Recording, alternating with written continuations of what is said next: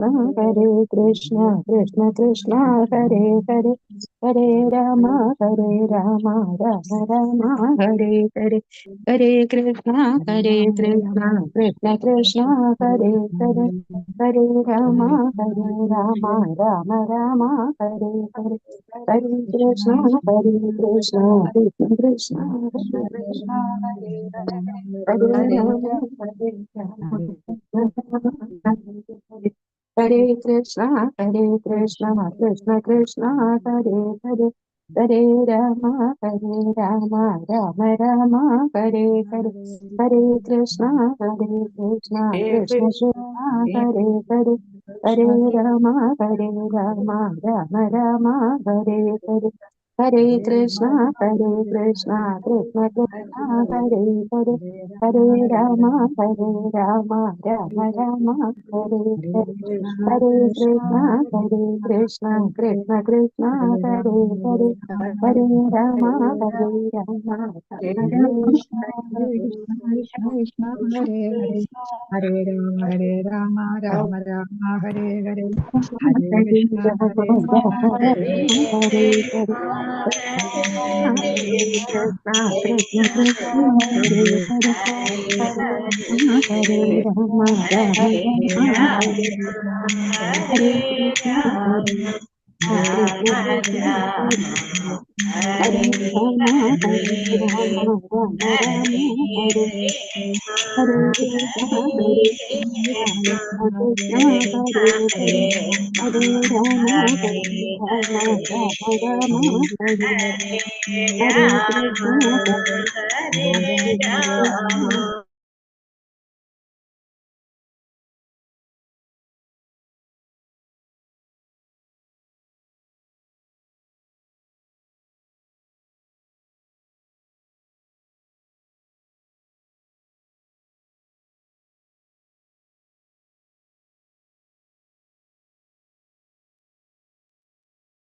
ഹരേ കൃഷ്ണ. ശ്രീ ശ്രീ രാധാഗോവിന്ദ മന്ദിര school മാംഗ്ലൂരുവിന്റെ Shrimad Bhagavatam ക്ലാസ്സിലേക്ക് എല്ലാവർക്കും ഓം അജ്ഞാനതിമിരാന്തസ്യ നനാഞ്ജനാശലാഖ്യ ചക്ഷുരുന്മീലിതം യേന തസ്മൈ ശ്രീ ഗുരുവേ നമഃ. ശ്രീ ചൈതന്യ മനോഭീഷ്ടം സ്ഥാപിതം യേന ഭൂതലെ സ്വയം രൂപകഥാ മഹ്യം ദദാതി സുപദാന്തികം വന്ദേഹം ശ്രീഗുരു ശ്രീയുതാപദകമലം ശ്രീഗുരു വൈഷ്ണവംശ ശ്രീരൂപം സഗ്രജാതം തഗണരഘുനാഥാനിതം തം സജീവം സാദ്വൈതം സാവധൂതം വർജന സഹിതം കൃഷ്ണ ചൈതന്യദേവം ശ്രീരാധാ കൃഷ്ണപാദാം സഗണലളിതാം ശ്രീ വിശാഖാനിതാം ഹേ കൃഷ്ണ കരുണാ സിന്ധു ദീനബന്ധു ജഗത്പതി ഗോപേശ ഗോപികാ കാന്ത രാധാ കാന്ത നമസ്തുതേ തപ്ത കാഞ്ചന ഗൗരാംഗി ശ്രീരാധേ വൃന്ദാവനേശ്വരി ഋഷഭാനുസുതേ ദേവി പ്രണമാമി ഹരിപ്രിയ വാഞ്ചകൽപതരൂപശ്ച കൃപാ സിന്ധുഭ്യ ച പതിതാനാം പാവനേഭ്യോ വൈഷ്ണവേഭ്യോ നമോ നമഃ. പഞ്ചതത്വാത്മകം കൃഷ്ണം ഭക്തരൂപാസ്വരൂപകം ഭക്താവതാരം ഭക്താഖ്യാം നമാമി ഭക്തശക്തികം നിത്യാനന്ദമഹനവമി സർവാനന്ദകരം പരം ഹരിനാമപ്രദം ദേവം അവധൂത ശിരോമണി നമോ മഹാവതിന്യായ കൃഷ്ണപ്രേമപ്രദായതേ കൃഷ്ണായ കൃഷ്ണ ചൈതന്യ നാംനേ ഗൗരതിഷേ നമോ വിഷ്ണുപാദായ കൃഷ്ണപൃഷ്ഠായ ഭൂതലേ ശ്രീമതേ ഭക്തിവേദാന്ത സ്വാമിന്നിധി നാമിനെ നമസ്തേ സരസ്വതേ ദേവേ ഗൗരവാണി പ്രചാരിണേ നിർവിശേഷ ശൂന്യവാദി പാശ്ചാത്യദേശധാരിണി ജയ ശ്രീകൃഷ്ണ ചൈതന്യ പ്രഭു നിത്യാനന്ദ ശ്രീ അദ്വൈത ഗദാധര ശ്രീവാസാദി ഗൗരഭക്തവൃന്ദ ഹരേ കൃഷ്ണ കൃഷ്ണ കൃഷ്ണ ഹരേ ഹരേ ഹരേ രാമ രാമ രാമ ഹരേ ഹരേ. ഗുരുവേ ഗൗരചന്ദ്രായ രാധികായ ദത്താലേ കൃഷ്ണായ കൃഷ്ണഭക്തായ തദ്ഭക്തായ നമഃ. ശ്രീല പ്രഭുപാദ് കി ജയ്, ഗുരു മഹാരാജ് കി ജയ്. നിതായ ഗൗര പ്രേമാനന്ദേ. ഹരേ ഹരേ കൃഷ്ണ.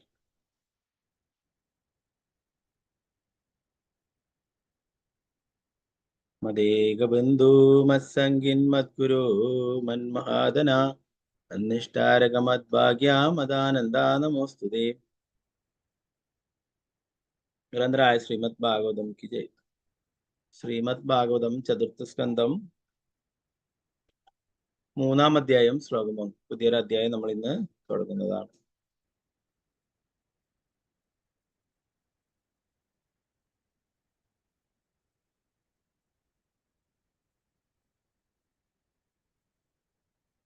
ചെറിയ ഇവിടെ കറണ്ടിന്റെ പ്രശ്നമുണ്ട്, മൊബൈലിൽ കുടുത്തി കയറി വെക്കും.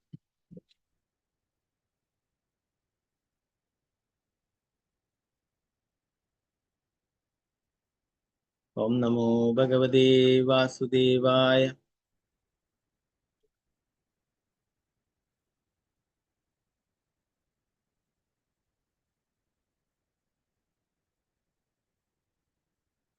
അദ്ദേഹത്തിന്റെ പേര് മഹാദേവനും സതിയും തമ്മിലുള്ള സംഭാഷണം. നമ്മൾ നേരത്തെ പഠിച്ചു. ദക്ഷന്റെ 16ാമത്തെ പുത്രിയാണ് സതീദേവി, അല്ലെ?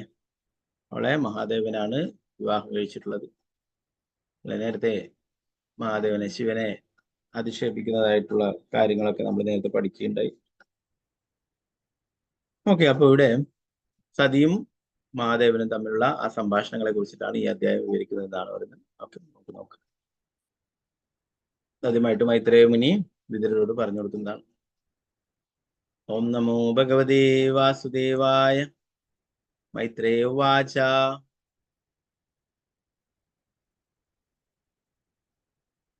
തദാ വിദ്യുഷതോരേവം കാലോ വൈ ദ്രിയമാണയോ ജാമാദോ ശശുരസ്യാപി സുമഹാനദി ചക്രമേ.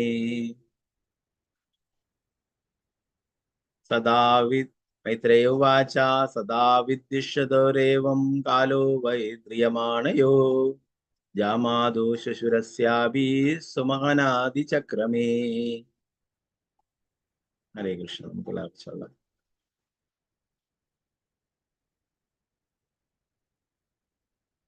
ഓം നമോ ഭഗവതേ വാസുദേവായ. ഓം നമോ ഭഗവതേ വാസുദേവായ. മൈത്രേയ ഉവാച. തദാ വിദ്യുഷതോരേവം കാലോ വൈ ദ്രിയമാണയോ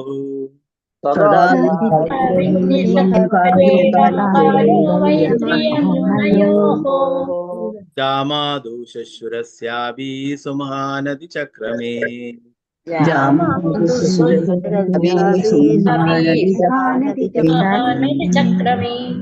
മൈത്രേയ ഉവാച. തദാ വിദ്യുഷതോരേവം കാലോ വൈ ദ്രിയമാണയോ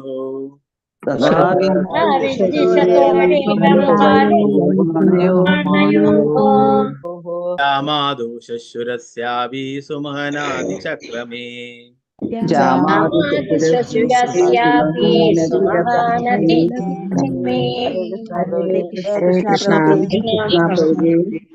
ഹരേ കൃഷ്ണ. സാധാരണ ചൊല്ലുന്ന പോലെ 4 പെരുന്നാൾക്ക് ചൊല്ലിക്കുന്നു.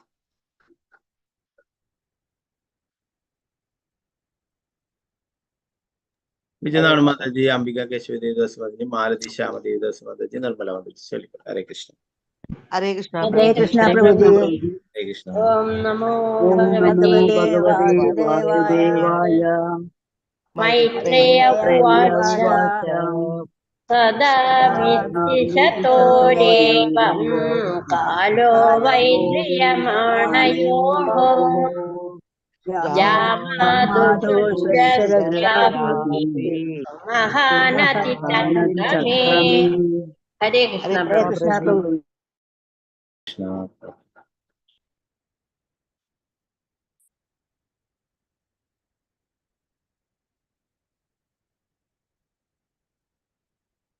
രാമേന്ദ്ര പ്രഭു, സീതാരാമനുണ്ണി മാതാജി, സ്വർണപ്രഭു മാതാജി, തങ്കമണി മാതാജി ചൊല്ലിക്കുന്നു. ഹരേ കൃഷ്ണ. ഹരേ കൃഷ്ണ പ്രഭുജി. ഹരേ കൃഷ്ണ. ഓം നമോ ഭഗവതേ വാസുദേവായ. മൈത്രേയ ഉവാച. സദാ വിദ്യുഷതോരേവം കാലോ വൈ ദ്രിയമാണയോ ജാമാദോ ശശുരസ്യാപി മഹാനദി ചക്രമേ. ഹരേ കൃഷ്ണ. ഓക്കെ.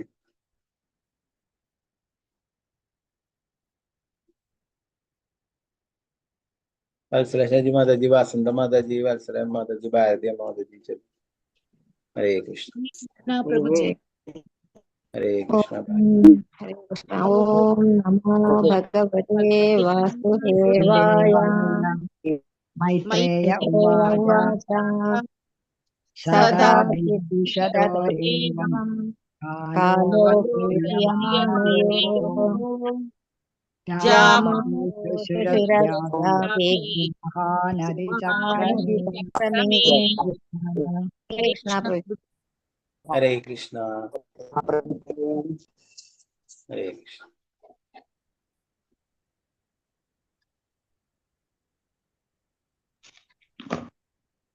തനു പ്രദീപ് മാതാജി, ഗീതാ ടി മാതാജി, ശോഭ മാതാജി, പത്മകുമാരി മാതാജി ചൊല്ലിക്കും. ഹരേ കൃഷ്ണ. ഹരേ കൃഷ്ണ പ്രഭുജി. പ്രഭുജി. ഓം നമോ ഓം ഭഗവതേ നമോ ഭഗവതേ വാസുദേവായ. മൈത്രേയ ഉവാച ഉവാച സദാ വിദ്വിഷതോരേവം കാലോ വൈദ്രിയമാണയോ ജാമാതുരസ്യാപി സുമഹാനദിചക്രമേ. ഹരേ കൃഷ്ണ പ്രഭുജി. ഹരേ കൃഷ്ണ.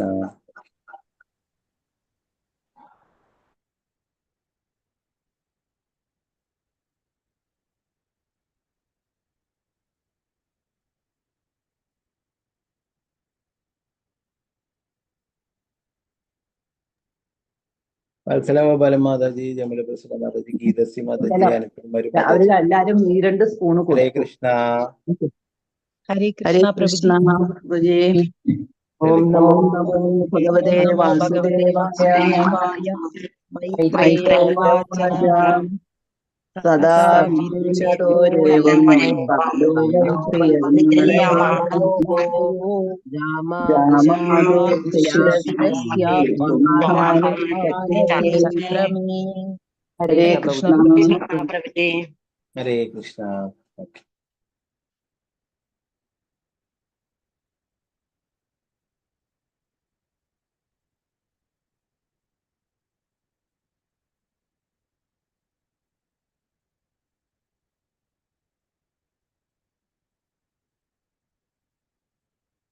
ഓക്കെ. വിഷ്ണുപ്രിയ വിനയ ദേവദാസ് മാതാജി, ഗിരിജ വിനദാസ് മാതാജി, മായാതീത മംഗള ദേവദാസ് മാതാജി ചൊല്ലി. ഹരേ കൃഷ്ണ. ഹരേ കൃഷ്ണ പ്രഭുജി. ഹരേ കൃഷ്ണ പ്രഭുജി. ഭഗവതേ വാസുദേവായ. ഭഗവതേ വാസുദേവേ. മൈത്രേയ ഉവാച സദാ സദാ വിദ്വിഷതോരേവം കലോ വൈദ്രിയമാണയോ ജാമാതുരസ്യാപി സുമഹാനദിചക്രമേ. ഹരേ കൃഷ്ണ. ഹരേ കൃഷ്ണ. ഓക്കെ.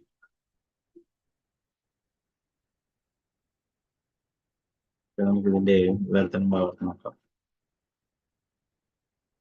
മൈത്രേയ ഉവാച. മൈത്രേയൻ പറഞ്ഞു, സദാ നിരന്തരം വിദ്വിഷതോ സംഘർഷം ഏവം ഈ രീതിയിൽ കാലഹ കാലം വൈ തീർച്ചയായും ദ്രിയമാണയോ സഹനം തുടർന്നു ജാമാതാവിന്റെ ശുശ്വരന്റെ അഭി പോലും സുമഹാൻ വളരെ മഹാൻ അതിചക്രമേ കടന്നുപോയി. വിവർത്തനം ഭാവാർത്ഥം ശ്രീലപ്രഭുപാദിക്ക് ചെയ്യും.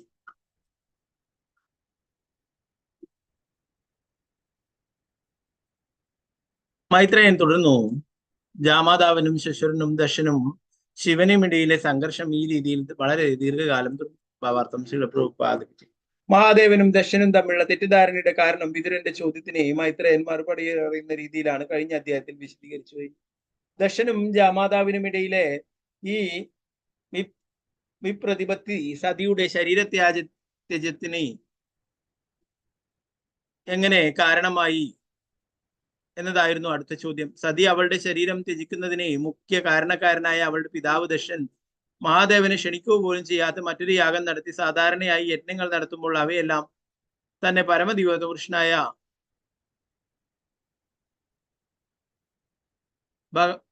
ഭഗവാനെ സംതൃപ്തിപ്പെടുത്താനാണെങ്കിൽ പോലും എല്ലാ ദേവന്മാരെയും പ്രത്യേകിച്ച് മുഖ്യദേവന്മാരായ ബ്രഹ്മാവ്, മഹാദേവൻ, ഇന്ദ്രൻ, ചന്ദ്രൻ തുടങ്ങിയവരെ ക്ഷണിക്കുകയും അവർ പങ്കെടുക്കുകയും ചെയ്യാറുണ്ട്. എല്ലാ ദേവന്മാരും പങ്കെടുക്കാത്ത പക്ഷം യജ്ഞം പൂർത്തിയാകില്ല എന്ന് പറയപ്പെടുന്നു. പക്ഷേ ശശുരനും ജാമാതാവിനും ഇടയിലുള്ള സംഘർഷം തുടരുന്നതിനിടയിൽ ദശൻ മഹാദേവനെ ക്ഷണിക്കാതെ മറ്റൊരു യജ്ഞം ആരംഭിച്ചു. ലോകത്തിന്റെ മുഖ്യ സന്താനോത്പാദകനും ബ്രഹ്മാവിന്റെ ഒരു പുത്രനുമായിരുന്നതിനാൽ ഉന്നത പദവി ഉണ്ടായിരുന്ന ദശൻ വളരെ അഹങ്കാരിയായിരുന്നു. श्रील प्रभुपाद की जय। नारायण नमस्कृत्य नरं चैव नरोत्तमं देवीं सरस्वतीं व्यासं ततो जयमुदीरये। नष्टप्रायेषु भद्रेषु नित्यं भागवत सेवया भगवती उत्तम श्लोके भक्तिर्भवति नैष्टिके। मूकं करोति वाचालं पङ्गुं लङ्घयति गिरिं यत्कृपातमहं वन्दे श्रीगुरु दीनदारिणं परमानन्दमाधवं श्रीचैतन्येश्वरं। नमो विष्णुपादाय कृष्णपृष्ठाय भूतले श्रीमते भक्तिवेदांत स्वामिन्निधि नामिने। नमस्ते सरस्वती देवी गौरवाणी प्रचारिणी निर्विशेष शून्यवादी पाश्चात्य देशधारिणी।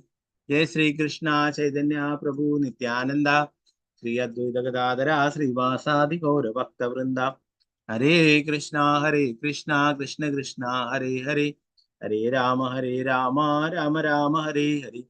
गुरुवे गौरचंद्राय राधिकाय तदालये कृष्णाय कृष्ण भक्ताय तद्भक्ताय। प्रभुपाद की जय, महाराज की जय। निताय गौर प्रेमानंदे हरे हरे।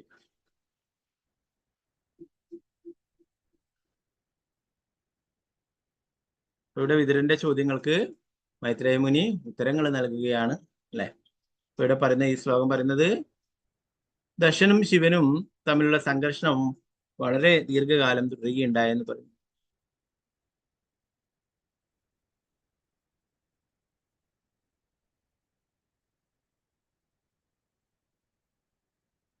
ദശനും മഹാദേവനും തമ്മിലുള്ള പ്രശ്നത്തിന്റെ കാരണം, തെറ്റിദ്ധാരണയുടെ കാരണം നേരത്തെ വിതുരൻ ചോദിച്ച് മനസ്സിലാക്കുകയുണ്ടായി അല്ലെ. നേരത്തെ പറഞ്ഞു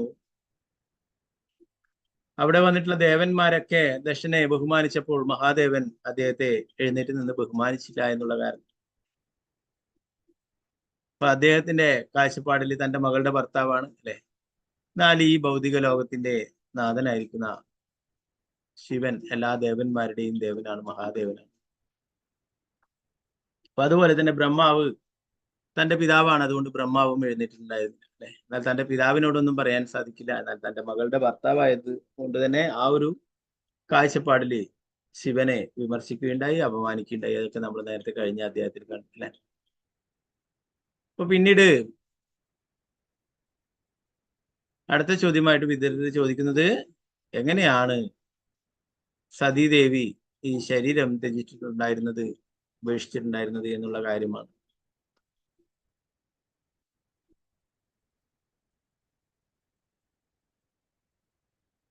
ദശനും ജാമാതാവിനുടെ ഈ പ്രതിപത്തി സതിയുടെ ത്യജത്തിന് എങ്ങനെ കാരണമായി എന്നതായിരുന്നു അടുത്ത ചോദ്യം. സതി അവളുടെ ശരീരം ത്യജിക്കുന്നതിന് മുഖ്യ കാരണക്കാരനായ അവളുടെ പിതാവ് ദശൻ മഹാദേവനെ പോലും ക്ഷണിക്കുകയോ ചെയ്യാതെ മറ്റൊരു യാഗം നടത്തി. സാധാരണയായി യജ്ഞങ്ങൾ നടത്തുമ്പോൾ അവയെല്ലാം തന്നെ പരമദിവ്യത്വ പുരുഷനായിട്ടുള്ള ഭഗവാനെ സമർപ്പിക്കുന്നതാണെങ്കിലും ദേവന്മാരൊക്കെ ക്ഷണിക്കുമായിരുന്നു എന്നുള്ള കാര്യം.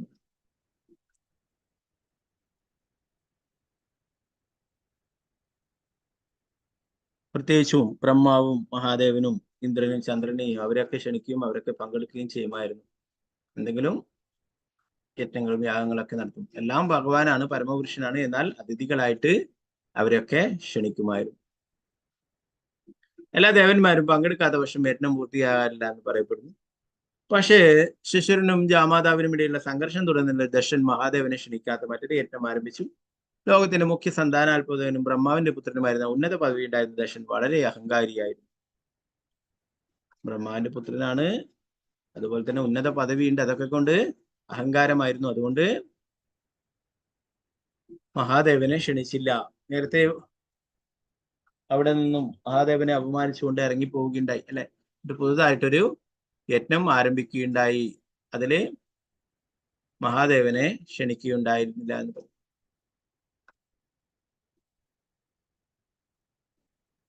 രണ്ടാമത്തെ ശ്ലോകം നമുക്ക് നോക്കാം. ഓം നമോ ഭഗവതേ വാസുദേവായ. യഥാഭിഷിക്തോ ദശസ്തു ബ്രഹ്മണാ പരമേഷ്ഠിനാ പ്രജാപതീനാം സർവേഷാമാധിപത്യേ സ്മയോളഭ.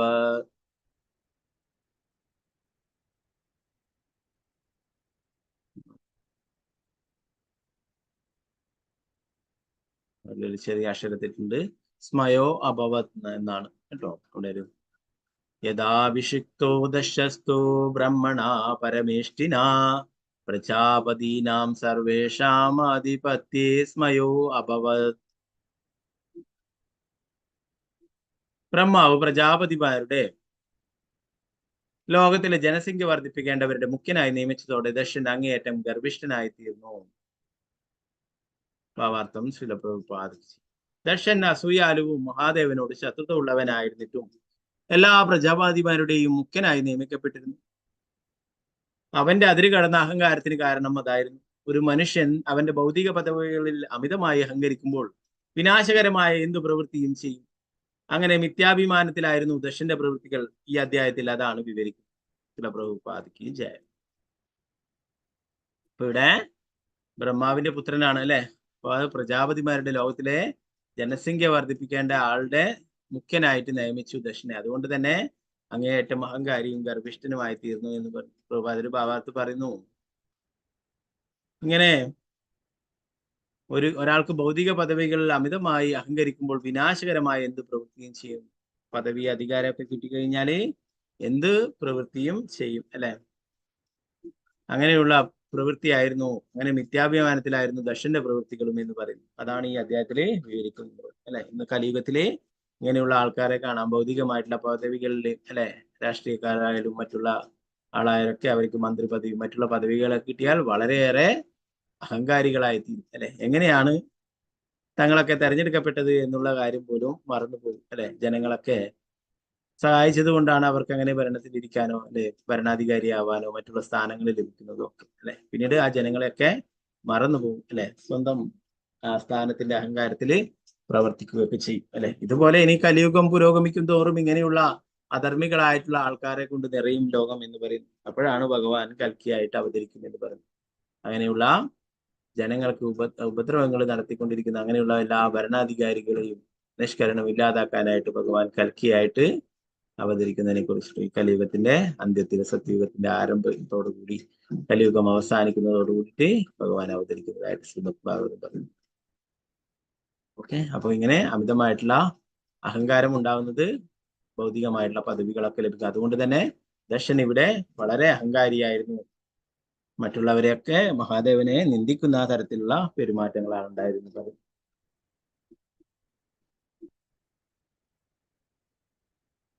ഓക്കെ, അടുത്ത മൂന്നാമത്തെ ശ്ലോകം. ഓം നമോ ഭഗവതേ വാസുദേവായ. ഇഷ്ട്വാ സാ വാജപയേന ബ്രഹ്മിഷ്ഠാന വിഭൂയ ച ബൃഹസ്പതി സവം നാമ സമാരേഭേ കൃതൂത്തമം. ഇഷ്ട്വാ സാ വാജപേയേന ബ്രഹ്മിഷ്ഠാന വിഭൂയ ച ബൃഹസ്പതി സവം നാമ സമാരേഭേ കൃതൂത്തമം. ദക്ഷൻ വാജ്പേയ എന്ന പേരിൽ ഒരു യാഗം ആരംഭിച്ചു.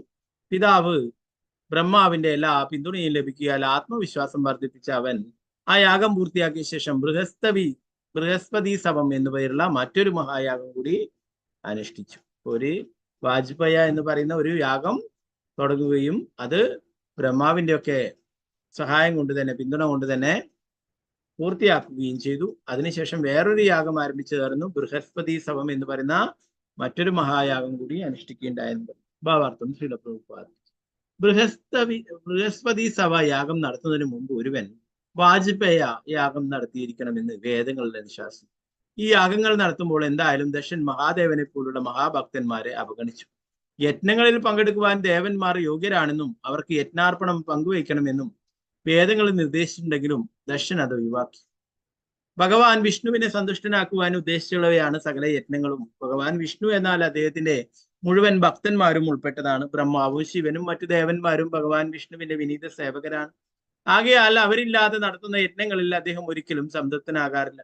പക്ഷെ സ്വന്തം ശക്തിയിലും അധികാരത്തിലും ഗർഭിഷ്ഠനായ ദക്ഷൻ വിഷ്ണുവിനെ മാത്രം പ്രീതിപ്പെടുത്തിയാൽ മതി, അദ്ദേഹത്തിന്റെ ഭക്തന്മാരെയും അനുയായികളെയും സന്തുഷ്ടരാക്കേണ്ട ആവശ്യമില്ലെന്ന മനോഭാവത്താൽ ബ്രഹ്മാവിനെയും ശിവനെയും യജ്ഞത്തിൽ നിന്ന് ഒഴിവാക്കാൻ ആഗ്രഹിച്ചു.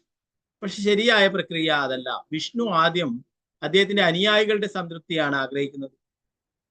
ഭഗവാൻ കൃഷ്ണൻ പറയുന്നു, മത് ഭക്ത പൂജാഭ്യധികാ. എന്റെ ഭക്തന്മാരെ ആരാധിക്കുന്നത് എന്നെ ആരാധിക്കുന്നതിന് ശ്രേഷ്ഠമാണ്. അതുപോലെ ഏറ്റവും നല്ല ആരാധന രീതി ഭഗവാൻ വിഷ്ണുവിനെ അർപ്പണം ചെയ്യുന്നതാണെന്ന് ശിവപുരാണത്തിലും പറയുന്നു. പക്ഷേ അതിലും ഉത്തമം ഭഗവാൻ കൃഷ്ണന്റെ ഭക്തന്മാരെ ആരാധിക്കുന്നു. അപ്രകാരം മഹാദേവനെ യാഗത്തിൽ പങ്കെടുപ്പിക്കാതെ അവഗണിക്കാൻ ദക്ഷൻ എടുത്ത ദൃഢനിശ്ചയം തെറ്റായി. പ്രഭുപാദിക്ക് ജയ്.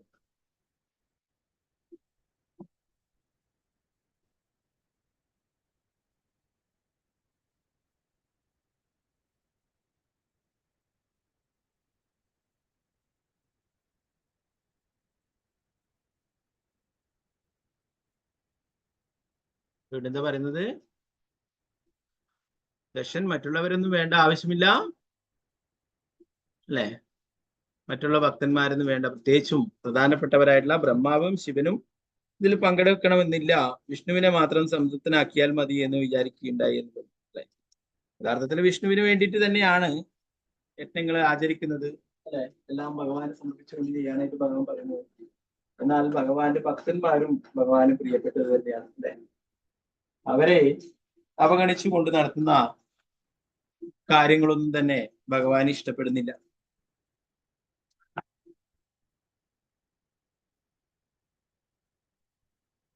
ഇവിടെ പറയുന്നു, ഭഗവാൻ പറയുന്നത്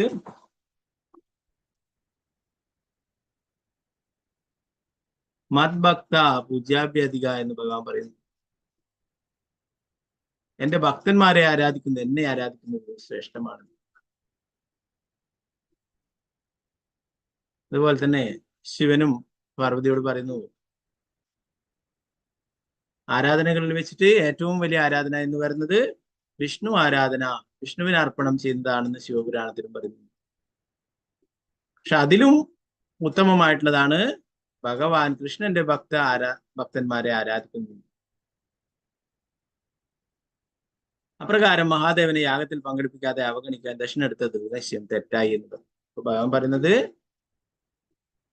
എന്റെ ഭക്തന്മാരെ ആരാധിക്കുന്നതാണ് എന്നെ ആരാധിക്കുന്നത് ശ്രേഷ്ഠമായിട്ടെന്ന് പറഞ്ഞു അല്ലെ? അപ്പൊ ഭഗവാന്റെ ശുദ്ധ ഭക്തന്മാർ അല്ലെ, അവര് ഭഗവാന് പ്രിയപ്പെട്ടതാണ് അല്ലെ? നമ്മൾ മംഗളാരതിക്കൊക്കെ കീർത്തനങ്ങൾ പാടും അല്ലെ? സംസാരദാവ അല്ലെ? സംസാരദാവാനലിടലോക ത്രാണായ കാരുണ്യ ഗാനാഗാനാത്വം പ്രാപ്തസ്യ കല്യാണ ഗുണാർണവസ്യ വന്ദേ ഗുരു ശ്രീ ചരണാരവിന്ദം. വന്ദേ ഗുരു ശ്രീ ചരണാരവിന്ദം. വന്ദേ ഗുരു ശ്രീ ചരണാരവിന്ദം. ഭഗവാനാണ് ആരതി നടക്കുന്നത് അല്ലെ? മംഗളാരതി ഭഗവാനെ നടത്തുന്നത്. കീർത്തനം എന്താണ് പാടുന്നത്? ഗുരുവിനെ പ്രകീർത്തിച്ചുകൊണ്ടാണ് കീർത്തനങ്ങൾ പാടുന്നത് അല്ലെ? ആത്മീയ ഗുരുവിനെ കുറിച്ചിട്ടാണ് പറയുന്നത് അല്ലെ? ആ ഗുരുവിനെ ഞാൻ നമസ്കരിക്കുന്നു, ഗുരുവിന്റെ പാദങ്ങളെ നമസ്കരിക്കുന്നു. ഓരോരോ 8 വരികളുടെയും ആ അഷ്ടകത്തിലെ അല്ലെ? ഗുരു അഷ്ടകം എന്നാണ് അതിന്റെ പേര് തന്നെ. എന്നാൽ ഭഗവാൻ ആരതി ചെയ്യുന്നു, ഗുരുവിനെ കുറിച്ചിട്ട് പ്രകീർത്തിക്കും. അപ്പൊ ഗുരു എന്ന് പറയുന്നത് ഭഗവാന്റെ പ്രതീതിയാണ് അല്ലെ? ഗുരുവിന്റെ കാരുണ്യം കൊണ്ടാണ് നമുക്ക് ഭഗവാനെ ലഭിക്കുന്നത്. അപ്പൊ ഭഗവാന് അങ്ങനെയുള്ള ഭഗവാന്റെ ഭക്തന്മാരെ കുറിച്ച് കീർത്തിക്കുന്നത്, അതുപോലെ തന്നെ അങ്ങനെയുള്ളവരെ ആരാധിക്കുന്നത് അത് ഭഗവാന് വളരെ ഇഷ്ടമാണ് അല്ലെ? അപ്പോ അർജുനനോടും ഭഗവാൻ പറയുന്നുണ്ട്, എന്റെ ഭക്തൻ എന്നറിയപ്പെടുന്നതിലും എനിക്ക് ഇഷ്ടം എന്റെ ഭക്തന്റെ ഭക്തൻ എന്നറിയപ്പെടുന്നതാണ്.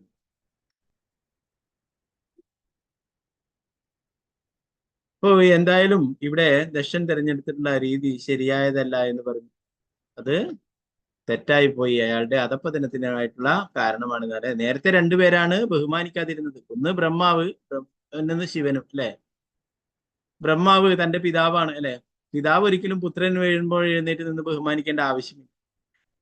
പിന്നീട് ശിവൻ ഈ ഭൗതിക ലോകത്തിന്റെ തന്നെ അധിപതിയാണ്, ദേവന്മാരുടെ ദേവനാണ്, മഹാദേവനാണ് അല്ലെ?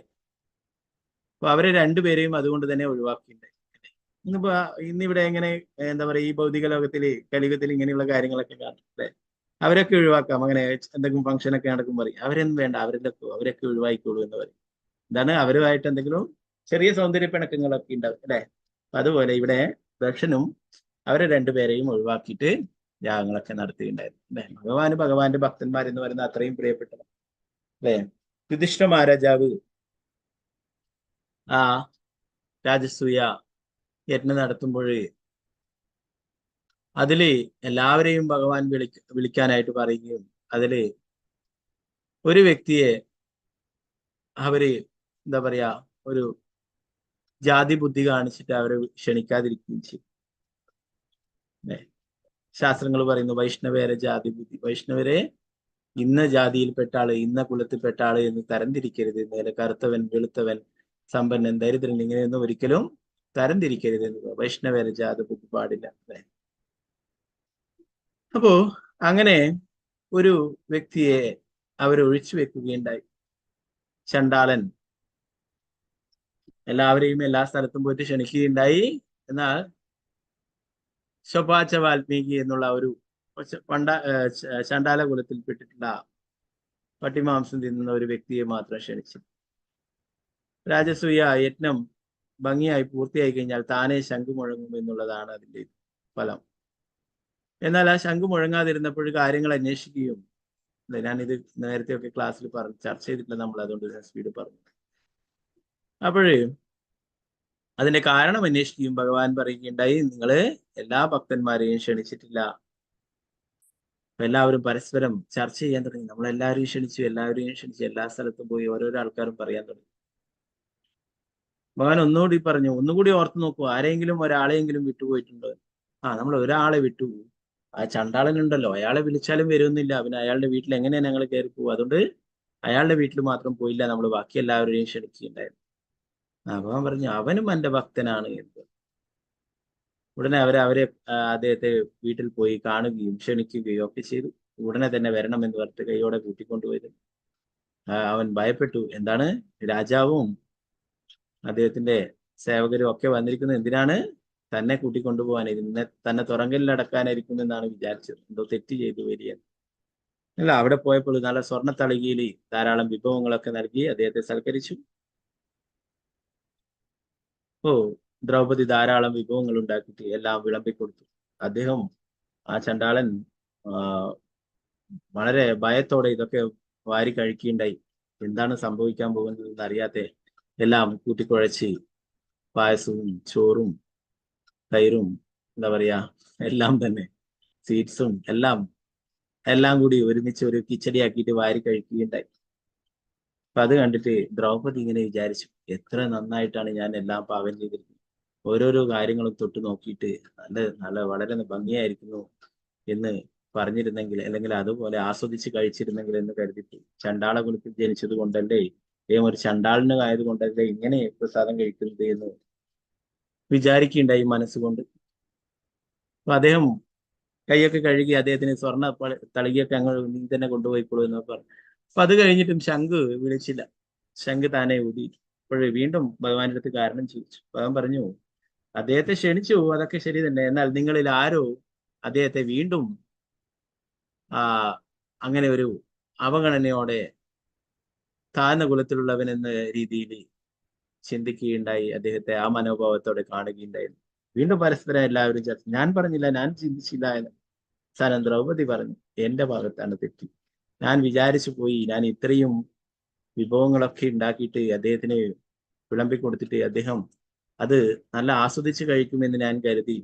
എന്നാൽ അദ്ദേഹം കഴിക്കുന്നത് കണ്ടപ്പോൾ ഞാൻ വിചാരിച്ചു പോയി, അതുകൊണ്ട് ഞാനാണ് തെറ്റ് ചെയ്തതെന്ന് പറഞ്ഞു. അദ്ദേഹത്തോട് മാപ്പ് പറയാമെന്ന് വീണ്ടും അദ്ദേഹത്തിന്റെ വീട്ടിൽ പോയിട്ട് മാപ്പ് പറയുകയും അദ്ദേഹത്തിന് മറ്റുള്ള സമ്മാനങ്ങളൊക്കെ കൊടുത്ത് അദ്ദേഹത്തെ സന്തോഷിപ്പിക്കുകയൊക്കെ ചെയ്തു. അതിനുശേഷം തിരിച്ചു വന്നപ്പോൾ ശംഖ് വിളിക്കുകയുണ്ടായി, താനെ വിളിക്കുകയുണ്ടായി. അപ്പോഴത് അല്ലേ. അപ്പൊ ഇവിടെ ഒരു ചണ്ടാളനായാലും അദ്ദേഹവും ഭഗവാന് പ്രിയപ്പെട്ടതാണ് അവിടെ. അപ്പൊ ഇവിടെ ഭഗവാന്റെ പരിശുദ്ധ ഭക്തന്മാരായിട്ടുള്ള രണ്ടുപേരെയാണ് ഇവിടെ ദക്ഷിണ ഒഴിവാക്കിയിട്ടുള്ളത് അല്ലെ. ഒന്ന് ബ്രഹ്മാവ് അല്ലെ, ഭഗവാന്റെ ആദ്യത്തെ സൃഷ്ടി, ഭഗവാന്റെ ആദ്യത്തെ അല്ലെ, ഭഗവാൻ എല്ലാ സൃഷ്ടിയും നടത്താൻ നിയമിച്ചു. അതുപോലെ തന്നെ മഹാദേവൻ, വൈഷ്ണവാനാം യഥാശ്രം, ഏറ്റവും വലിയ വൈഷ്ണവൻ, ഭഗവാന്റെ പ്രിയ ഭക്തൻ അല്ലെ, ഈ ഭൗതിക ലോകത്തിന്റെ എല്ലാം അധിപതിയായിട്ടുള്ളത്. അപ്പൊ അവരെ രണ്ടുപേരെയും ഒഴിവാക്കിക്കൊണ്ടാണ് ദക്ഷൻ യാഗം നടത്തുന്നത് അല്ലെ. അത് തീർച്ചയായിട്ടും തെറ്റായിട്ടുള്ള തീരുമാനമാണ് അല്ലെ. അത് ഭഗവാന് ഇഷ്ടമല്ല എന്ന് ഇവിടെ പറഞ്ഞു. ഭഗവാന്റെ ഭക്തന്മാരെ ആരാധിക്കുന്നു, ഭഗവാന്റെ ഭക്തന്മാരെ ക്ഷണിക്കുന്നു അല്ലെ. നമ്മൾ കഴിഞ്ഞ ക്ലാസ്സിലും ഒക്കെ പറഞ്ഞു അല്ലെ, വൈഷ്ണവ അപരാധങ്ങൾ ഇല്ലാതാക്കാനായിട്ട് പറയുന്നു അല്ലെ പ്രഭുപാദരി. അപ്പൊ ഭഗവാന്റെ ഭക്തന്മാര് ഭഗവാൻ ഏറ്റവും പ്രിയപ്പെട്ടതാണ്. ഓക്കെ, നമുക്ക് 4-ാമത്തെ ശ്ലോകം നോക്കാം. ഓം നമോ ഭഗവതേ വാസുദേവായ. തസ്മിൻ ബ്രഹ്മർഷയഃ സർവേ ദേവർഷി പിതൃദേവതഃ ആസൻ കൃതസ്വസ്ഥായന സത്പത്പത്ന്യശ്ച സവർത്തൃകാഃ. ഒട്ടേറെ ബ്രഹ്മർഷിമാരും മഹാമുനിമാരും പിതൃദേവന്മാരും ഇതരദേവന്മാരും അതിമനോഹരങ്ങളായ ആഭരണാദികളാൽ അലങ്കൃതരായ അവരുടെ പത്നിമാരും ലോകത്തിന്റെ വിവിധ ഭാഗങ്ങളിൽ നിന്ന് എത്തി യജ്ഞത്തിൽ പങ്കെടുത്തു. ഭാവാർത്ഥം ശ്രീല പ്രഭുപാദ.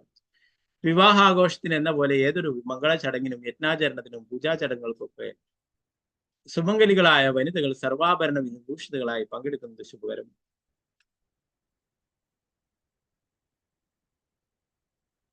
മംഗള ലക്ഷണമാണ്. ബൃഹസ്പതി സവം എന്ന ആ യജ്ഞത്തിൽ ധാരാളം സ്വർഗീയ വനിതകൾ ദേവർഷികളും ദേവന്മാരും രാജർഷികളും മറ്റുമായ തങ്ങളുടെ പ്രൗഢശ്രേഷ്ഠരായ പതിമാർക്കൊപ്പം സമ്മേളിച്ചു. സുമംഗലിയായ ഒരു സ്ത്രീ മനോഹരമായി അണിഞ്ഞൊരുങ്ങുന്നത് അവളുടെ ഭർത്താവിനെ വളരെയധികം സന്തോഷിപ്പിക്കുമെന്ന് സൂചിപ്പിക്കുവാനാണ് അണിഞ്ഞൊരുങ്ങിയ അങ്കനകൾ അവരുടെ ഭർത്താക്കന്മാർക്കൊപ്പം എത്തിയെന്ന് ഇവിടെ പ്രത്യേകം എടുത്തു പറഞ്ഞിട്ടുണ്ട്. ദേവന്മാരെയും മുനിമാരുടെയും പത്നിമാരുടെ ഹൃദ്യമായ അലങ്കാരങ്ങൾ, ആഭരണങ്ങൾ, വസ്ത്രങ്ങൾ, ദേവന്മാരുടെയും മഹർഷിമാരുടെയും സന്തോഷ പ്രകടനങ്ങൾ തുടങ്ങിയവ ചടങ്ങിന് മംഗളങ്ങളായിരുന്നു. ദേവന്മാരും മറ്റുള്ളവരൊക്കെ അവരുടെ ഭാര്യമാരുടെ കൂടെ തന്നെ എത്തിച്ചേർന്നു എന്ന് പറയുന്നു.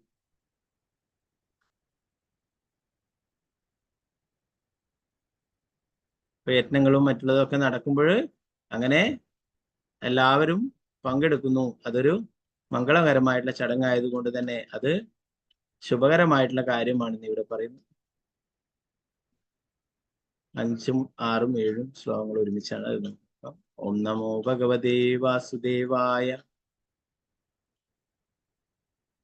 തദുപസൃത്യ നവസീയചേരാണാം പ്രജൽപദാം തദീദാശായണീ ദേവി പിതുർയജ്ഞാമഹോത്സവം പ്രജന്തി സർവദോ ദിഗ്ഭ്യാ ഉപദൈവവരസ്ത്രിയഃ വിമാനായാനാസപൃഷ്ടാ നിഷ്കകണ്ഠീ സുവാസസഃ ദൃഷ്ട്വാ സ്വനിലയാഭ്യാസേ ലോലാശീർമൃഷ്ടകുണ്ടലഃ തീം ഭൂതപതിം ദേവാമൗസുഖ്യാതാഭ്യഭാഷത.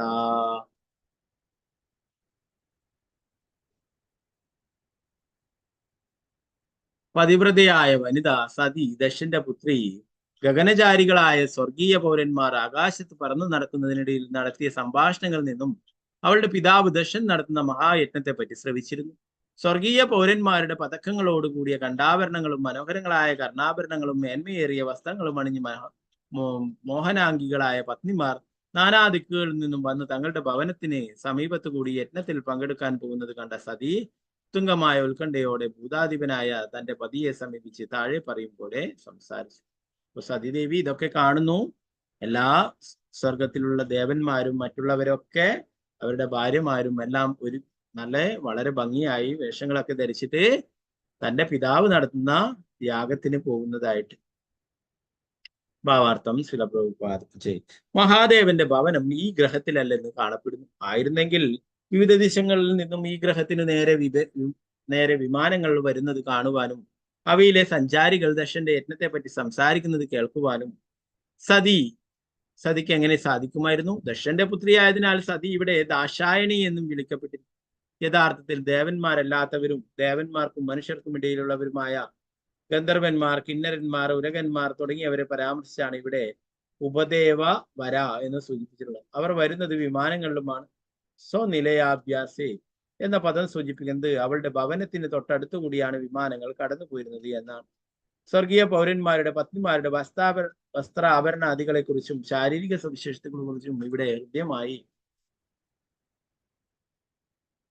വിവരിച്ചിരിക്കുന്നു. അവരുടെ കോമള നയനങ്ങൾ ഇളകിക്കൊണ്ടിരുന്നു. കർണാഭരണങ്ങളും മറ്റാഭരണങ്ങളും തിളങ്ങിക്കൊണ്ടിരുന്നു. വസ്ത്രങ്ങൾ ഏറ്റവും മനോഹരങ്ങളായിരുന്നു. അവരുടെ എല്ലാം കണ്ടാഭരണങ്ങളിൽ വിശേഷപ്പെട്ട പതക്കങ്ങൾ ഉണ്ടായിരുന്നു. എല്ലാ സ്ത്രീരത്നങ്ങളുടെയും മകം പിടിക്കുന്ന പോലെ അവരുടെ ഭർത്താക്കന്മാർ ഒപ്പം ഉണ്ടായിരുന്നു.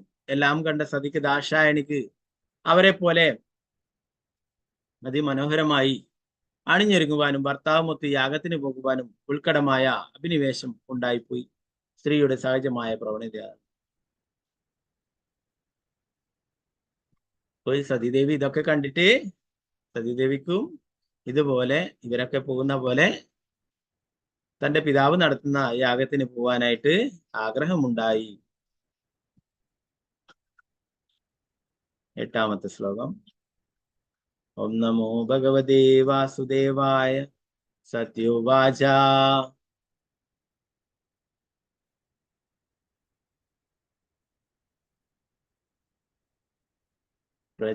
പ്രജാപതസ്തേ ശുശുരസ്യ സാമ്പ്രതം നിരപ്യതോ യജ്ഞമഹോത്സവ കില വയം ച തത്രാഭിസരാമവാമതി യത്യർത്ഥിതാമേ വിഭുതാ വ്രജന്തി.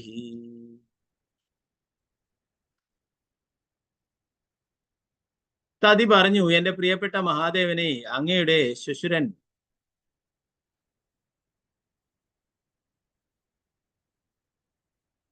ഇപ്പോൾ മഹായജ്ഞങ്ങൾ നടത്തി വരുന്നു. ക്ഷണിക്കപ്പെട്ട ദേവന്മാരെല്ലാം അവിടേക്ക് പോകുന്നു. അങ്ങേക്ക് ആഗ്രഹമുണ്ടെങ്കിൽ നമുക്കും അവിടേക്ക് പോവാം.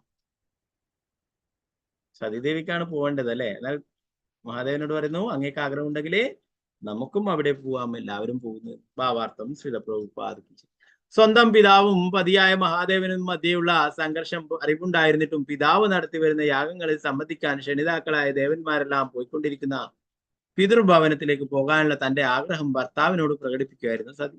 അവൾക്ക് പക്ഷെ അത് അദ്ദേഹത്തോട് നേരിട്ട് പ്രകടിപ്പിക്കുവാൻ കഴിയുമായിരുന്നില്ല. അതുകൊണ്ടാണ് അദ്ദേഹം പോകുന്ന വശം തനിക്കും അനുഗമിക്കുവാൻ കഴിയുമെന്ന പ്രതീക്ഷയോടെ അങ്ങേക്ക് ആഗ്രഹമുണ്ടെങ്കിൽ നമുക്കും അവിടെ പോകാം എന്ന് അവൾ പറഞ്ഞത്. മറ്റു വാക്കുകളിൽ സ്വന്തം അഭിലാഷം വിനയപൂർവ്വം ഭർത്താവിനെ അറിയിക്കുകയായിരുന്നു അവൾ. സതിക്കാണ് പോകാനായിട്ട് ആഗ്രഹം അല്ലെ. രണ്ടുപേരും തമ്മിൽ പ്രശ്നങ്ങളാണ് അല്ലെ. ഭർത്താവും സതിയുടെ പിതാവും തമ്മിൽ അല്ലെ. അപ്പൊ അത് ക്ഷണിച്ചതുമില്ല എങ്കിൽ എല്ലാവരും പോയിക്കൊണ്ടേയിരിക്കുമ്പോൾ അല്ലെ ആഗ്രഹമുണ്ടായി എന്ന് പറയും അല്ലെ. നമ്മൾ ചിന്തിച്ചു നോക്കിയിട്ട് നമ്മുടെ വീട്ടിലൊരു വലിയ ഫംഗ്ഷൻ നടക്കുന്നു. അപ്പൊ എല്ലാവരും പോകുന്നു അല്ലെ. നമ്മൾ വേറെ എവിടെയാ ഉള്ളത് അല്ലെ. നമുക്കും പോകണമെന്ന് തോന്നും സ്വാഭാവികമായിട്ടും അല്ലെ. അപ്പൊ അത് സതീദേവിക്ക് അങ്ങനെ തോന്നുകയുണ്ടായി. എന്നാൽ അത് തന്റെ ആഗ്രഹമായിട്ട് പറയാതെ തന്റെ ഭർത്താവിനോട് മഹാദേവനോട് പറയുകയുണ്ടായി, അങ്ങേക്ക് ആഗ്രഹമുണ്ടെങ്കിൽ നമുക്ക് അവിടേക്ക് പോവാമെന്നത്.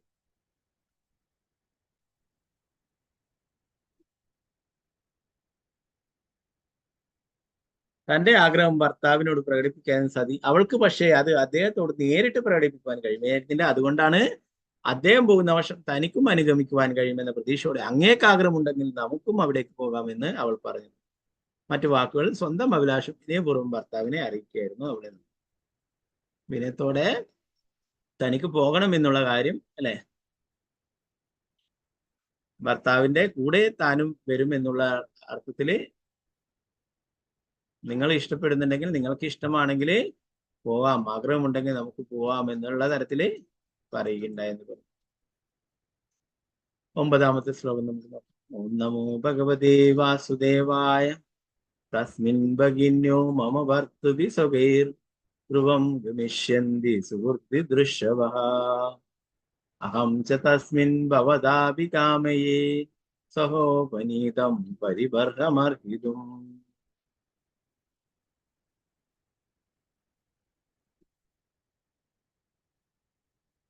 കീർത്തനം ഭാവാർത്ഥം ശ്രീലപ്രഭുപാദിപ്പിച്ചു. എന്റെ സഹോദരിമാരെല്ലാം അവരുടെ ഭർത്താക്കന്മാരോടൊപ്പം എല്ലാ ബന്ധുക്കളെയും കാണണമെന്ന അഭിവാഞ്ചയോടെ യജ്ഞത്തിന് പോയി കഴിഞ്ഞിരിക്കുമെന്ന് ഞാൻ വിചാരിക്കുന്നു.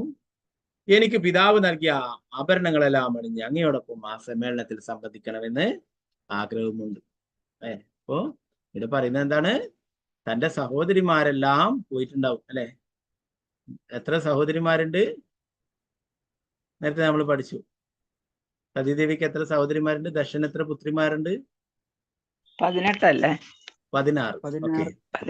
ഓക്കെ, 16ാമത്തതാണ് സതി അല്ലെ. അപ്പൊ ബാക്കിയുള്ള 15 സഹോദരിമാരും ഭർത്താക്കന്മാരുടെ ഒക്കെ കൂടെ, ബന്ധുക്കളുടെ ഒക്കെ കൂടെ യജ്ഞത്തിന് പോയിട്ടുണ്ടാവും എന്ന് വിചാരിക്കുന്നു. അതുകൊണ്ട് ഞാനും അവരെ പോലെ നല്ല ആഭരണമൊക്കെ അണിഞ്ഞിട്ട് മഹാദേവന്റെ കൂടെ പോവാനായിട്ട് ആഗ്രഹമുണ്ടെന്ന് പറയും. ഭാവാർത്ഥം ശ്രീലപ്രഭുപാദ്. ഭംഗിയുള്ള വസ്ത്രാഭരണാദികളാൽ അണിഞ്ഞൊരുങ്ങി ഭർത്താവിനൊപ്പം ബന്ധുക്കളും സുഹൃത്തുക്കളും ഒത്തുചേരുന്ന ചടങ്ങുകളിൽ പങ്കെടുത്ത് അവരെയൊക്കെ സന്തോഷിക്കുന്നതും ജീവിതം ആ രീതിയിൽ ആസ്വദിക്കുന്നതും ഒരു സ്ത്രീയുടെ സ്വാഭാവികമായ പ്രകൃതമാണ്. ഭൗതിക ആസ്വാദനത്തിന്റെ അടിസ്ഥാന തത്വം തന്നെ സ്ത്രീ ആയതിനാൽ ഈ പ്രവണതയിൽ അസാധാരണത്വമൊന്നുമില്ല. സംസ്കൃതത്തിൽ സ്ത്രീ എന്ന പദത്തിന്റെ അർത്ഥം ഭൗതിക ആസ്വാദനത്തിന്റെ മേഖല വികസിപ്പിക്കുന്നവൾ എന്നാണ്. ഭൗതിക ലോകത്തിൽ സ്ത്രീക്കും പുരുഷനും തമ്മിൽ ആകർഷണമുണ്ട്. ബദ്ധജീവിതത്തിന്റെ ക്രമീകരണമാണിത്. ഒരു സ്ത്രീ പുരുഷനെ ആകർഷിക്കുന്നു. അവർ ഒന്നിച്ച് ജീവിച്ചു തുടങ്ങുമ്പോൾ ഭവനം, സമ്പത്ത്, സന്താനങ്ങൾ, ബന്ധുമിത്രാദികൾ തുടങ്ങിയവയ്ക്ക് വേണ്ടിയുള്ള ഭൗതിക പ്രവർത്തനങ്ങൾ സ്വാഭാവികമായും വർദ്ധിക്കും. ഭൗതികമായ ആവശ്യങ്ങളും അവ നേടുന്നതിന് വേണ്ടിയുള്ള പ്രവൃത്തികളും അധികരിക്കുന്നതല്ലാതെ കുറയുന്നില്ല. ആ വിധം ഒരുവൻ പുറത്തു കടക്കാൻ കഴിയാത്ത വിധം ഭൗതിക പ്രവർത്തനങ്ങളുടെ ബന്ധനത്തിൽ കുരുങ്ങുന്നു. മഹാദേവൻ എന്തായാലും വ്യത്യസ്തനാണ്. അതുകൊണ്ടാണ് അദ്ദേഹത്തിന്റെ നാമം തന്നെ ശിവൻ എന്നായത്. അദ്ദേഹത്തിന്റെ പത്നി സതി വലിയൊരു നേതാവിന്റെ പുത്രിയും ബ്രഹ്മാവിന്റെ അഭ്യർത്ഥന പ്രകാരം അദ്ദേഹത്തിന് നൽകപ്പെട്ടവളും ആണെങ്കിലും ഭൗതിക ആസ്വാദനങ്ങളോട് ഒരുവിധ ആകർഷണവുമില്ലാത്ത വ്യക്തിയാണ് അദ്ദേഹം. മഹാദേവൻ വിരക്തനായിരുന്നു. പക്ഷെ സതി ഒരു സ്ത്രീ എന്ന നിലയിൽ, ഒരു രാജാവിന്റെ പുത്രി എന്ന നിലയിൽ ആസ്വാദനം ആഗ്രഹിച്ചു. അവൾ അവളുടെ സഹോദരിമാർ ചെയ്തുകൊണ്ടിരിക്കാൻ ഇടയുള്ളതുപോലെ അവളുടെ പിതാവിന്റെ ഭവനത്തിലേക്ക് പോകുവാനും ബന്ധുജനങ്ങളെയെല്ലാം സന്ധിച്ച് കൂട്ടായ്മയുടെ സുഖം ആസ്വദിക്കുവാനും മോഹിച്ചു. ഇവിടെ അവൾ പ്രത്യേകം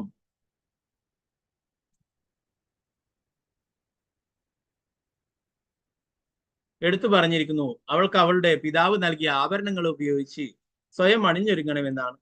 അവൾ അവളുടെ ഭർത്താവ് നൽകിയ ആഭരണങ്ങൾ അണിഞ്ഞൊരുങ്ങണമെന്ന് പറഞ്ഞില്ല. കാരണം അത്തരം കാര്യങ്ങളോടൊന്നും യാതൊരു അനുഭവമില്ലാത്തവനാണ് മഹാദേവൻ. സദാ പരമദിവ്യോത്തമ പുരുഷനായ ഭഗവാനെ കുറിച്ചുള്ള വിചാരങ്ങൾ ലാമഗ്നായി ഭക്തിയോന്മാദത്തിൽ കഴിയുന്ന അദ്ദേഹത്തിന് പത്നിയെ അണിയിച്ചൊരുക്കുന്നത് എങ്ങനെയെന്നോ സാമൂഹ്യ ചടങ്ങുകളിൽ പങ്കെടുത്ത് സന്തോഷിക്കുന്നത് എങ്ങനെയെന്നോ അറിയില്ലായിരുന്നു. വൈദിക സമ്പ്രദായ പ്രകാരം ഒരു പുത്രിക്ക് വിവാഹ സമയത്ത് മതിയായ സ്ത്രീധനം നൽകാറുണ്ട്. സതിക്കും അവളുടെ പിതാവ് സ്ത്രീധനം നൽകിയിരുന്നു. അവയിൽ ആഭരണങ്ങളും ഉൾപ്പെട്ടിരുന്നു. വിവാഹ സമയത്ത് ഭർത്താവും ഭാര്യയ്ക്ക് കുറെ ആഭരണങ്ങൾ നൽകേണ്ടതുണ്ട്. അതൊരു രീതിയാണ്. പക്ഷേ ഇവിടെ അവളുടെ ഭർത്താവ് ഭൗതികമായി യാതൊന്നും ഇല്ലാത്തതിനാൽ അദ്ദേഹത്തിന് ഒന്നും നൽകാൻ സാധിച്ചിരുന്നില്ല. അതിനാൽ അവൾ പിതാവ് സമ്മാനിച്ച ആഭരണങ്ങളാൽ സ്വയം അണിഞ്ഞൊരുങ്ങാൻ ആഗ്രഹിച്ചു. മഹാദേവൻ അവളുടെ ആഭരണങ്ങൾ കൈവശപ്പെടുത്തുകയോ കഞ്ചാവ് വലിക്കാൻ പണത്തിന് വേണ്ടി അവ ദുരുപയോഗപ്പെടുത്തുകയോ ചെയ്യാതിരുന്നത് സതിക്ക് ഭാഗ്യമായി. എന്തുകൊണ്ടെന്നാൽ കഞ്ചാവ് ഉൾപ്പെടെയുള്ള ലഹരി പദാർത്ഥങ്ങളുടെ ഉപയോഗത്തിനും അതുപോലുള്ള പ്രവർത്തനങ്ങൾക്ക് വേണ്ടി കുടുംബ സ്വത്തുക്കളും ഭാര്യയുടെ ആഭരണങ്ങളും വസ്തുക്കളും നശിപ്പിക്കുന്നവരാണ് മഹാദേവനെ അനുകരിക്കുന്ന കഞ്ചാവ് വലിക്കാർ. പ്രഭുപാദർ പറയുന്നു, ശിവൻ അല്ലെ, ശിവൻ വൈരാഗിയായിട്ട് ജീവിക്കുന്നതാണ്, വിരക്തനായിട്ട് ജീവിക്കുന്നത്. അതുകൊണ്ട് തന്നെ സതീദേവിക്ക് ആഭരണങ്ങൾ നൽകുകയോ അല്ലെങ്കിൽ അതുപോലെ ഭംഗിയായിട്ട് അണിഞ്ഞൊരുങ്ങാനായിട്ടുള്ള സാഹചര്യങ്ങളൊന്നും നൽകുകയോ ഒന്നും ചെയ്തില്ല അല്ലെ. എന്നാൽ തന്റെ പിതാവ് ധാരാളം ധനം നൽകിയിരുന്നു, സ്വർണവും ധനവും ഒക്കെ. അപ്പൊ അതിൽ ധാരാളം ആഭരണങ്ങളൊക്കെ ഉണ്ട്. അതൊക്കെ അണിഞ്ഞൊരുങ്ങാനായിട്ടാണ് ആഗ്രഹിച്ചത് എന്ന് പറയുന്നു. പ്രഭുപാദർ പറയുന്നു, പൊതുവെ ഭാരതത്തിലെ എല്ലാ സ്ത്രീകൾക്കും വിവാഹത്തിനോടനുബന്ധിച്ചിട്ട് വീട്ടുകാർ ധാരാളം സ്വർണവും ധനവും ഇതൊക്കെ നൽകും അല്ലെ. എന്നാൽ കഞ്ചാവ് വലിക്കാറായിട്ടുള്ള ആൾക്കാർ അവര് ഭാര്യയുടെ ആഭരണങ്ങളൊക്കെ വീട്ടിൽ തുലയ്ക്കും എന്ന് പറയുന്നു. എന്നാൽ മഹാദേവൻ അങ്ങനെ ഉള്ള ആളായിരുന്നില്ല. അതുകൊണ്ട് തന്നെ അവളുടെ ആഭരണങ്ങളൊന്നും കൈവശപ്പെടുത്തില്ല. അതൊക്കെ സതീദേവിയുടെ കയ്യിൽ തന്നെ ഉണ്ടായിരുന്നു അല്ലെ. അതാണ് ഈ കലിയുഗത്തിൽ അതാണ് നടന്നുകൊണ്ടിരിക്കുന്നത് അല്ലെ. സ്വർണത്തിനും പണത്തിനും ഒക്കെ വേണ്ടിയിട്ട് ഭാര്യയെ കൊല്ലുക, ഭാര്യയെ പീഡിപ്പിക്കുക, ഇതൊക്കെ ചെയ്യുന്നു അല്ലെ. ഇങ്ങനെയുള്ള കാര്യങ്ങളൊക്കെ നടന്നു. എന്തിനു വേണ്ടിയിട്ടാണ്? പണത്തിന് വേണ്ടി, സ്ത്രീധനത്തിന് വേണ്ടിയിട്ട് അല്ലെ. അപ്പോ മഹാദേവൻ അങ്ങനെ ആയിരുന്നില്ല. മഹാദേവൻ അവളുടെ ഒന്നും തന്നെ എടുത്തില്ല അല്ലെ.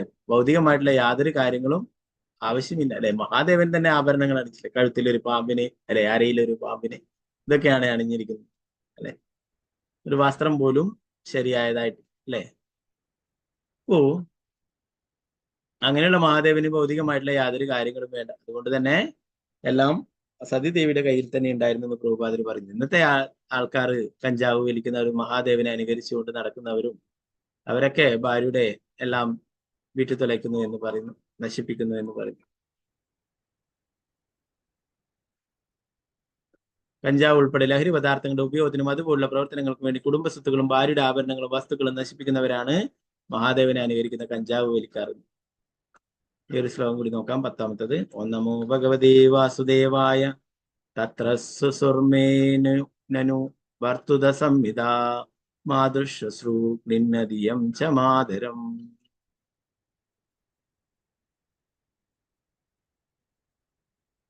ദൃശ്യേ ചിരോത്കണ്ഠമനാമഹർഷിഭി യുന്നീയമാനം ചമടാതുരധ്വജം.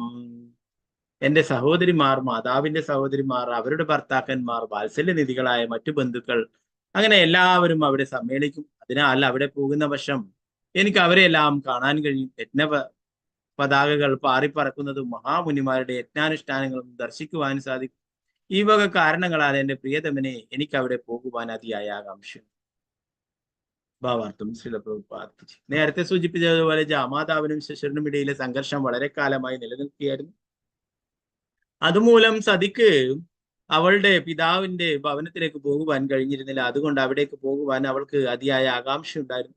പ്രത്യേകിച്ചും അവളുടെ സഹോദരിമാരും മാതൃ സഹോദരിമാരും അവളുടെ ഭർത്താക്കന്മാരും അവിടെ ഉണ്ടായിരിക്കുമെന്നതിനാൽ സ്വന്തം സഹോദരിമാർക്ക് തുല്യം അണിഞ്ഞൊരുങ്ങുവാനും അവരെ പോലെ തന്നെ ഭർത്താവിന്റെ അകമ്പടിയോടെ നടക്കുവാനും ഏത് സ്ത്രീക്കും മോഹമുണ്ടാവുക സ്വാഭാവികമാണ്. അതുകൊണ്ട് അവൾ തീർച്ചയായും തനിയെ പോകുവാൻ ഇഷ്ടപ്പെട്ടിരുന്നു. ഇവിടെ പറയുന്ന സഹോദരിയും തന്റെ സഹോദരിമാരൊക്കെ അല്ലെ, അതുപോലെ മാതാവിന്റെ സഹോദരിമാരും അവരുടെ ഭർത്താക്കന്മാരും അല്ലെ, അങ്ങനെ അനേകം ബന്ധുക്കളും ഒക്കെ അല്ലെ. നമുക്കറിയാം, ഇപ്പൊ ഒരു പെൺകുട്ടി ഉണ്ടെങ്കിൽ ആ കുട്ടിയുടെ കല്യാണം കഴിച്ചു കഴിഞ്ഞാൽ അവരുടെ ഭർത്താവും ഭർത്താവിന്റെ കുടുംബക്കാരും ഒക്കെ ആയിട്ട് അനവധി ആൾക്കാരുണ്ടാവും, ബന്ധുക്കളൊക്കെ ഒരു ഫംഗ്ഷനൊക്കെ നമ്മൾ നടത്തുക അല്ലെ. അതുപോലെ 15 സഹോദരിമാരുണ്ട് സതീദേവിക്ക് അല്ലെ, അവർക്കൊക്കെ ബന്ധുക്കളും അല്ലെ, ഭർത്താവും ഭർത്താവിന്റെ മാതാവും പിതാവും മറ്റുള്ള ബന്ധുക്കളൊക്കെ ആയിട്ട് അനവധി ആൾക്കാരുണ്ടാവും അല്ലെ. അപ്പൊ അവരെയൊക്കെ കാണണം. അതുപോലെ തന്നെ അവിടെ യജ്ഞ പതാകകളൊക്കെ പാറിപ്പറക്കുന്നത്, അതുപോലെ യജ്ഞങ്ങൾ മുനിമാര് നടത്തുന്നത്, ഇതൊക്കെ കാണണം. അതുകൊണ്ട് എനിക്ക് ആഗ്രഹമുണ്ട്, അങ്ങ് അതുകൊണ്ട് വരണം എന്നാണ് പറയുന്നത്. തനിയെ പോകാൻ ആഗ്രഹമില്ല, പിതാവിന്റെ കൂടെ അല്ലെ. അവരൊക്കെ ഭർത്താവിന്റെ കൂടെ ആണ് വന്നിട്ടുള്ളത്. അതുകൊണ്ട് തന്നെ എനിക്കും ഭർത്താവിന്റെ കൂടെ പോകുവാനായിട്ട് ആഗ്രഹമുണ്ട്. ഓക്കെ, ബാക്കി ഭാഗങ്ങള് നമുക്ക് നാളത്തെ ക്ലാസ്സിൽ നോക്കാം. ഗ്രന്ഥരായ ശ്രീമദ് ഭാഗവതം കി ജയ്, ശ്രീ പ്രഭുപാദ് കി ജയ്, ഗുരുമരാജ് കി ജയ്, നിതായ ഗൗര പ്രേമാനന്ദേ ഹരി. വാഞ്ചകൽപതരുഭ്യശ്ച കൃപാ സിന്ധുഭ്യഃ ച പതിതാനാം പാവനേഭ്യോ വൈഷ്ണവേഭ്യോ കൂടി വൈഷ്ണവർക്ക് ജയ്, ശ്രീ പ്രഭുപാദ് കി ജയ്, ഗുരുമരാജ് കി ജയ്, നിതായ ഗൗര പ്രേമാനന്ദേ. ഹരേ കൃഷ്ണ. പിന്നെ അടുത്ത ഭാഗങ്ങളിൽ എന്തെങ്കിലും സംശയങ്ങൾ ഉണ്ടെങ്കിൽ കൈയെടുക്കാം. ഹരേ കൃഷ്ണ.